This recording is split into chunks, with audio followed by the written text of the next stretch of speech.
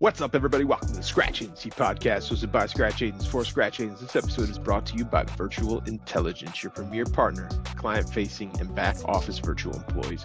My name is Turnbull, founder of T5 Insurance Services in Clinton, New York, and I'm joined by my co-host today, the one and all you already know. Hold your applause, Mr. Shawn Fitzgerald, founder of Sound Harbor Insurance in Long Island, New York.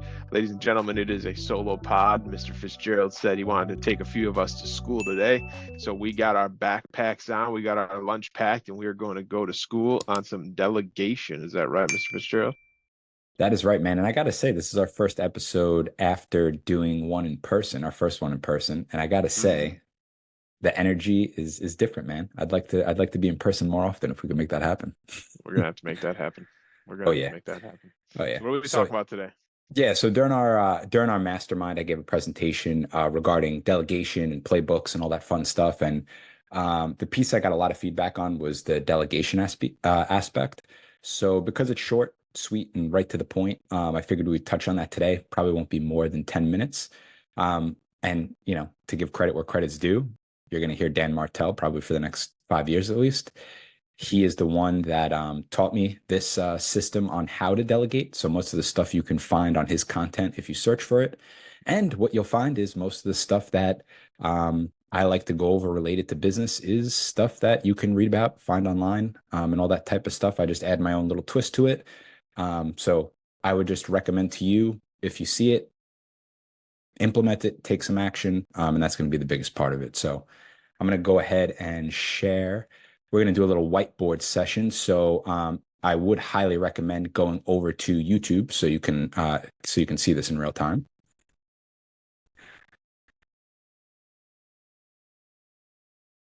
Okay, does this look familiar, Stephen?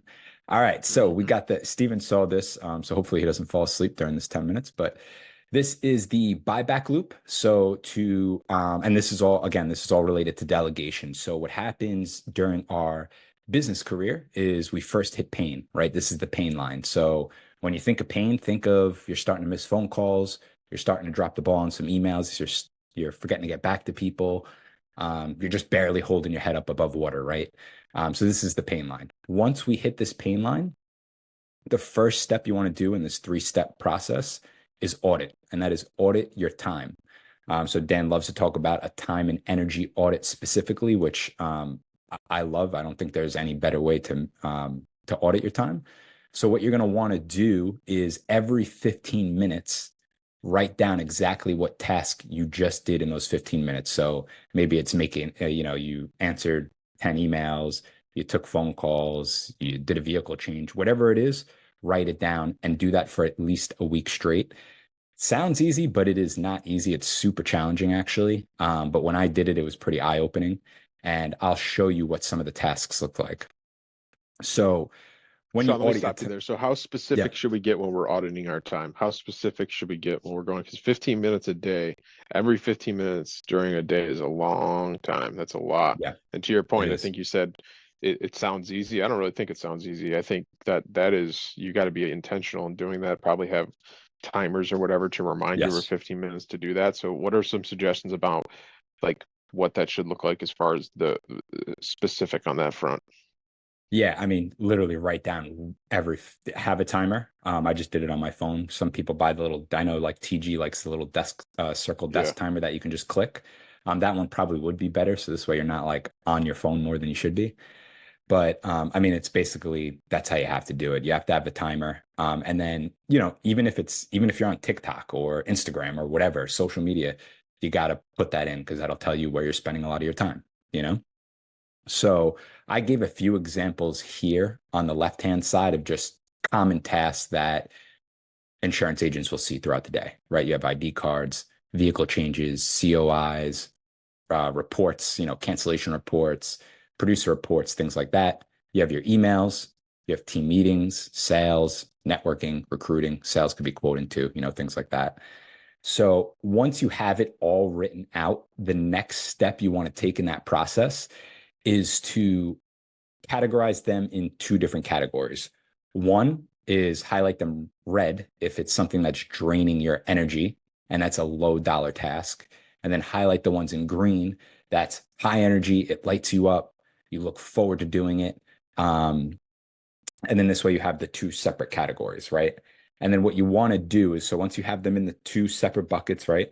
One that drains the energy, one that lights you up and gives you energy, you then want to assign a dollar sign to them.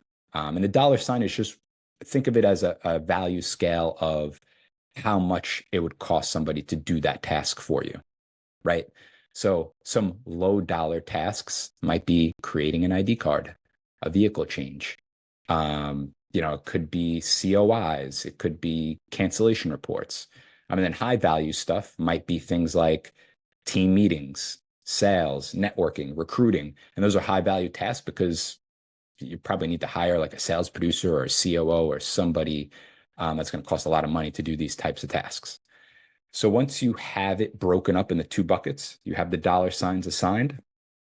That's when you want to transfer the tasks, right? That's the next step in the buyback loop. You want to transfer the tasks to somebody else on your team, right? So what I would start with is the tasks you want to delegate first should be those low dollar tasks that drain your energy. So that would be everything up here in the top. Okay. And I would specifically go a little deeper and do the ones that only have $1 sign. Start with those. Okay. So reports, cancellations, ID cards, vehicle changes. What type of position could do those? Maybe a virtual assistant, maybe a personal line CSR, that type of position. So once you have that written out, now you want to create the playbook, create the process and procedure to delegate that out. And we talked a lot about this, like, what does that process, procedure, playbook look like? To keep it really simple here, and almost everyone, I think, in our mastermind group was using it. We use Loom to record our screen, go over the task in real time. With us doing it, you see your little face on the bottom left, our screen going over exactly how to do the task, talking thoroughly throughout the video, and then sending the video instead of writing out a whole playbook on how to do the task. Send the video to whoever you want to delegate that task to and tell them to create the playbook on this specific task. And the reason we do that is because it makes sure that they are actually watching the video and spending a lot of time to study it and analyze it. And if they're That's a writing out huge point.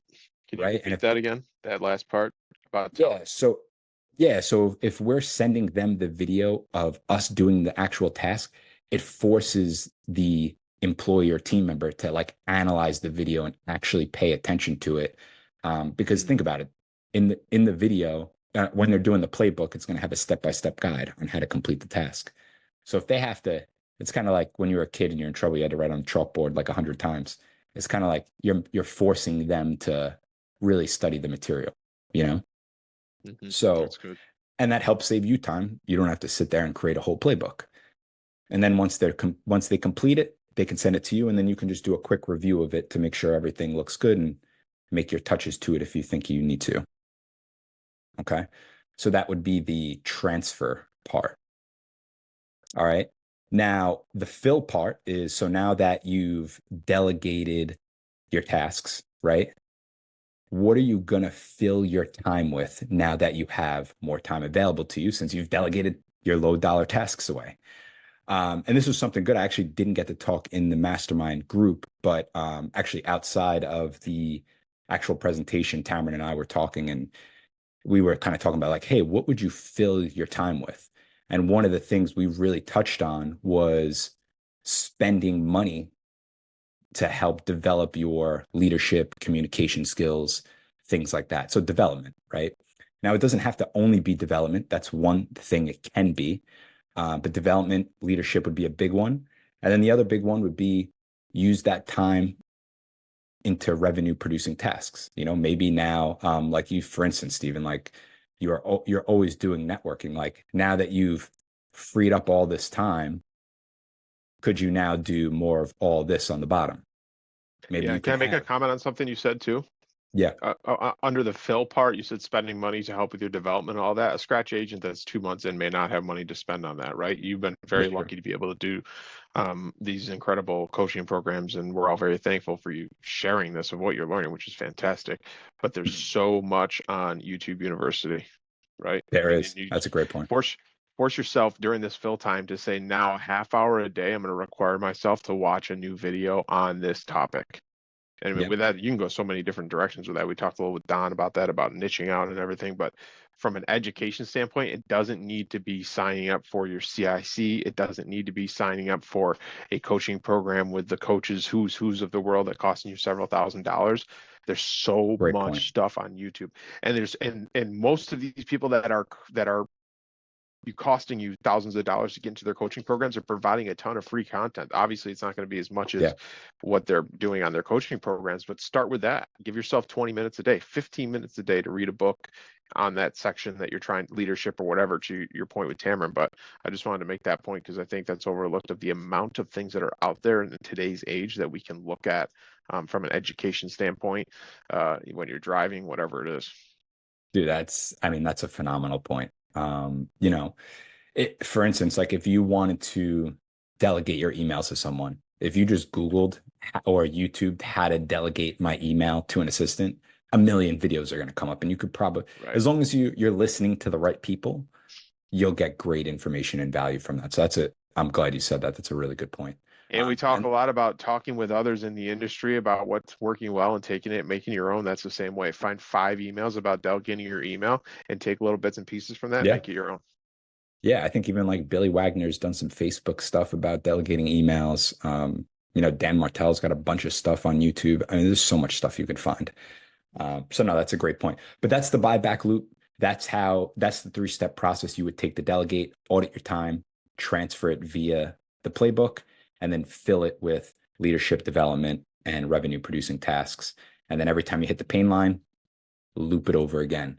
And that's the formula and standard operating procedure I use for delegating to other people. So I hope you guys found it helpful. Yep. A few things here I want to dive into before we wrap it up. Yes, Talk sir. about the importance of, you can slide over because back to those tasks that you had there on the whiteboard. Yeah, so you talked about a lot about transferring. It'd be nice if I could read my own handwriting these days, transferring those low level tasks. What if there are some mid to higher level tasks that you just don't enjoy?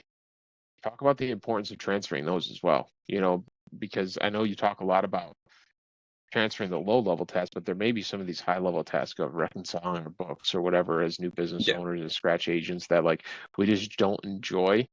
And you got to be at certain points to delegate things. I'm not saying like right off the bat hire a bookkeeper. I'm not saying that at all. But what can you do to fill your cup that's going to allow you to enjoy what you're doing each and every day? I don't think that's talked about enough.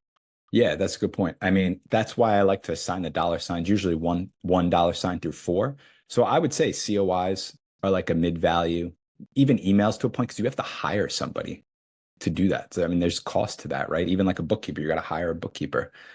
So I mean, I'm not going to tell people financially where they should be at to delegate, but what I would say is if you're doing a ton of COIs and you can't afford that position yet, at least get the process standard operating procedure in place. Create the playbook, create the video, just do it yourself, have it housed somewhere. This way, when you do hire that person, you'll be able to delegate it right away. You know what I mean? And the other point to that I'm trying to make clear too is like, if you can't afford to delegate that just yet, if you create the playbook on how to delegate that, we're all human. That's going to excite you to be able to get to that point to hire somebody to do that. Have those things ready. If you don't like doing these one task, but you're a scratch agent, it's just you got to do it day in and day out, and it's part of the journey that you don't like, but you have to do anyways, which we all know what that's like. Creating these things will help you get excited about going to the next level, to be able to hire that person to do that, to be able to get off that plate. Oh, and by the way, you'll have all of it ready, right? So I think that was just the point I wanted to make about, you look at these dollar tasks as well, but like also keep in mind of your bucket and like what maybe aren't you good at? Are you not good at service? Are you not good at insert here, whatever, and then taking whatever we talked about there to apply that there. Yeah, and just to add one more thing on that, if you read Dan's book, Buy Back Your Time, he's got a chapter in his book. I forget the name of the chapter, but it actually talks about how to calculate you as the business owner. What do you make per hour? And then based off of that number, the max amount you should pay somebody per hour to delegate certain tasks. So that's like that whole formula is laid out in his book step by step. And as we look to wrap this up, I want to ask you one more question. Good up. Everybody should be very grateful for the knowledge that you're sharing because you've invested quite a bit of time, money, and energy into learning about this stuff. You've Yes. really taken it to the next level. And so thank you. Thank you. Thank you for sharing this with all of us. With that being said, with the art of delegation that you really doubled, tripled, quadrupled down on in the last couple months in the last year here, what's something that's been very hard for you? Just letting go, man. Like I So what's think something I around think that you found that I helped that? I think when you I think coming from me specifically, coming from a producer background, right? Like I was a producer. I wasn't not that I wasn't used to doing everything. I did service my own book at my last agency, but I wasn't doing everything within the agency. So just becoming an agency owner and then like me having to give up some agency operations stuff to team members, that was hard for me to do because my initial mindset behind it was kind of like, man, but are they going to do it as good as me? And that's really not the right mindset to have, you know? And I, I've talked about this several times. It's still hard for me, until to a certain point where I'm like, oh, should I just do this myself? And then I always try to remind myself, like, think more long term, like think of it on the most basic level. And something that's helped me, like, just this weekend, actually, my wife wanted me, we're moving to a new house. My wife wanted me to move everything out of the attic and put it in the garage, pretty full attic. And by myself, it probably would have took me at minimum the entire day to do. My cousin owns a general contracting company. He had a couple of helpers, and I said, "Hey, man, like, how much would it be to just hire two of your guys and just have them come in?" And he's like, it depends how long it takes them, blah, blah, blah. They came to my house in less than an hour, cleared out the whole attic and put everything in the garage for $120.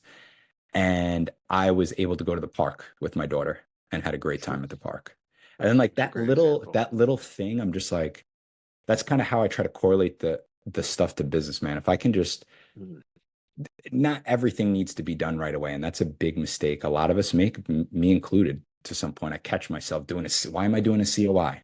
Why am I responding to this email about a windshield claim or whatever the case is? So, you know, delegating it, I know I sound confident when I'm explaining it, but it is something that's challenging. I think anybody who wants to take their business to the next level has a lot of pride in their business. Their business is almost like another child. So it's definitely not easy, but the more you do it, and you said it the other week. You were like, man, I was at the gym, you were doing something, and you were like, it was the best feeling, man. I got out and like Emmanuel took care of this whole thing for me. Like I didn't have to do anything. And I could tell how like excited and lit up you were because you knew you were able to get other more important stuff done while your team was handling that. Mhm. And just how great is Yeah. that? So I try to always just remember those little things in my head.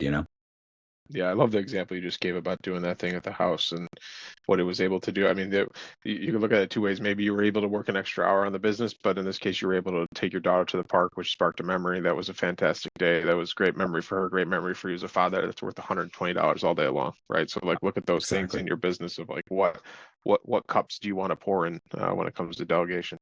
My man, that was 100%. fantastic. Thank you for sharing all that. Is there anything else? I know you want to make it a quick solo, but I appreciate again with the amount that you've invested in yourself and all this and your willingness to share with everybody. Really appreciate that. Thanks, man. I appreciate it. I'm looking forward to doing more of these. Anything I learn that's related to insurance, I'll make sure to try to share it here. Appreciate it, everybody. That's another episode of the Scratch Agency Podcast. Thanks for joining us today. Do a favor, like the show, share the show, and subscribe. Make sure to check out our Telegram at scratchagencypodcast.com for our free community where you can That chat thing with is other growing, by the listeners. way. Yeah, we're at 53, maybe 53 people, Yeah. but lots of great conversation, lots of great people that are willing to help, that are in your seat, that are in your journey. You are not in this alone. That's why we did this podcast. That's why we're continuing to do this podcast. And that's why we're building this community. You are not in this alone. But most importantly, remember to dig down deep, believe in yourself, in your own future. We'll see you next week. Take care.